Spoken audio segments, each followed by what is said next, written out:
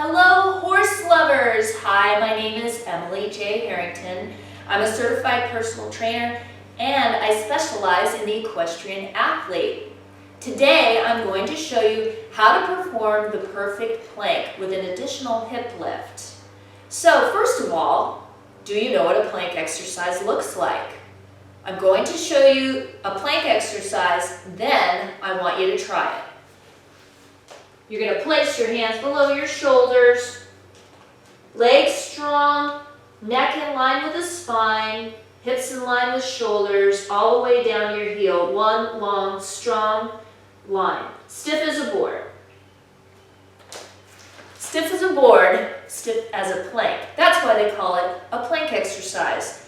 The exercise I'm showing you today is going to be done on the elbows, but before we get to that, I challenge you. Go ahead, try a plank.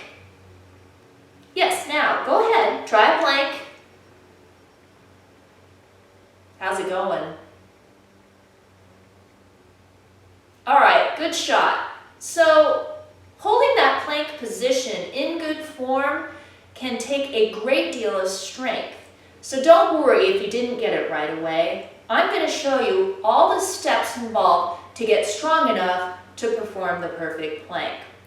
But first, there's some things you're going to need. So to have everything you need to perform the perfect plank, I'm going to tell you, you do need a mat. A yoga mat is really perfect for this exercise. It's a little bit sticky and has just enough cushion to support you in a plank exercise. You can use the carpet as well, but for best results, I would say go ahead and invest in a yoga mat. The only other thing you need is you. Are you ready to go? All right, so we've got your mat, we've got you. Now we need to talk about body mechanics. Body mechanics basically describe how your body needs to be working in order to maintain good form in this exercise. So there's a few things we need to look at. Shoulder stability, hip stability, and proper breathing throughout the exercise. First, shoulder stability. I'm going to show you my profile so you can see my shoulder positioning. For good stable shoulders, you need the shoulders to be in neutral. Out here are protracted shoulders or rounded shoulders. In this exercise, you want to make sure your shoulders stay in neutral because when you ride horses, you don't want to ride rounded. You want to ride with nice square shoulders in your arms or one arm out in front. The other way that the shoulders can go is retracted. When we retract the shoulders too far, we tend to translate forward with our head and neck. Something you don't want to do when you're riding. You no longer have that nice, straight, good posture that you can have when your head is pulled back properly over your shoulders. So good shoulder stability basically means neutral shoulders. All right. Now, the same is true for the hips. We need hip stability to be in neutral while performing a perfect plank. Hip stability, again, I'm talking about being in neutral and strong abdominal muscles supporting that neutral position. If I have my tailbone rolled underneath me, I'm in hyperflexion, and that's going to tend around my back all the way up into my shoulders and neck. If I get hyperextended in my low back and get very arched, that also can tend to make my head and neck come forward. And it puts a lot of pressure on my low back. So again, I want to establish that neutral hip position. I need good strong abs to do that, and by performing a lot of planking, I'm going to get that. So, shoulder stability first, nice and neutral, hip stability to follow. The third thing I mentioned, proper breathing, is important. I will show you while doing the exercise where your breath needs to be, but in general, you just don't want to hold your breath. That's a bad habit. So in the beginning, let's work on just keeping breath moving, but I will indicate where you need to keep your breath in and when the breath needs to be coming out. All right, let's go through the exercise now. Remember back at the beginning, the challenge I gave you? Could you perform a plank? Well, if you struggled, I'm going to go ahead right now and demonstrate for you a modified version of the plank exercise. Because planking can be so intense, this particular way of doing it uses all the same muscles but without that same intensity, and it allows you to get strong enough to move on into the more complex exercise. So here's the modified plank.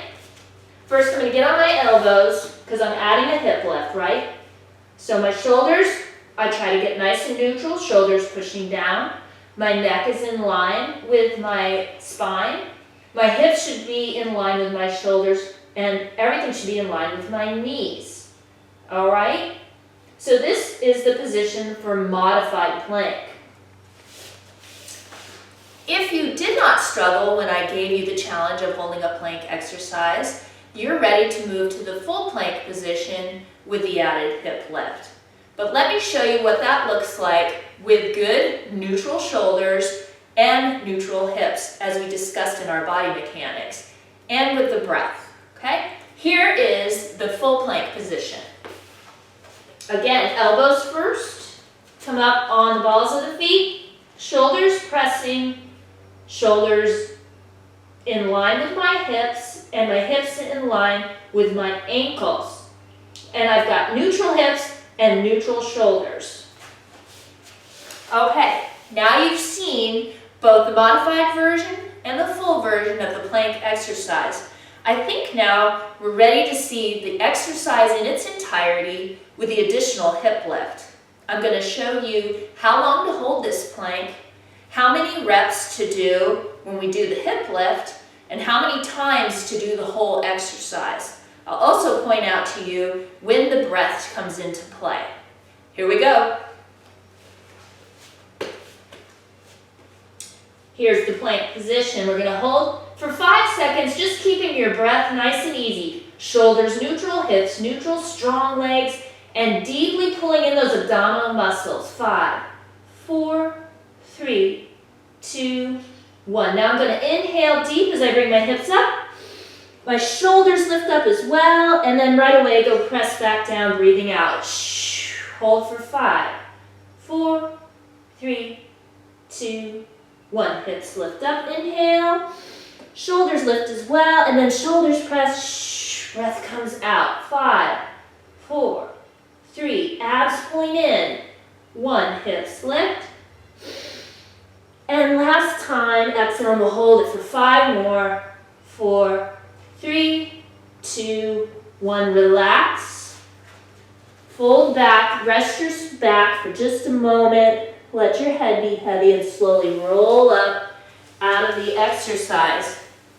So by lifting your shoulders up as your hips come up in that plank exercise, you're working all these muscles you really need to rely on for good posture when you're riding your horse. Now, planking by itself isn't enough to make you a better equestrian athlete. There's some other exercises you need to be doing too. So to look for more exercises that I've come up with that are perfect for riders, check out the American Quarter Horse Journal. For the entire year of 2015, we have a year-long exercise program with all kinds of cool things that we've come up with to make you better riders. Also, you can check out America Horse Daily. Online, we have a blog there. I check in periodically for questions from riders just like you and try to answer those questions. So if you have a good question and you want to put it on the blog, send it in. Maybe I'll pick your question and answer it. And finally, you can look at my Facebook page, Body Balance Fitness. I can also take questions and comments there about this plank exercise or any other. Well, congratulations, you've learned how to do the perfect plank. Keep on planking.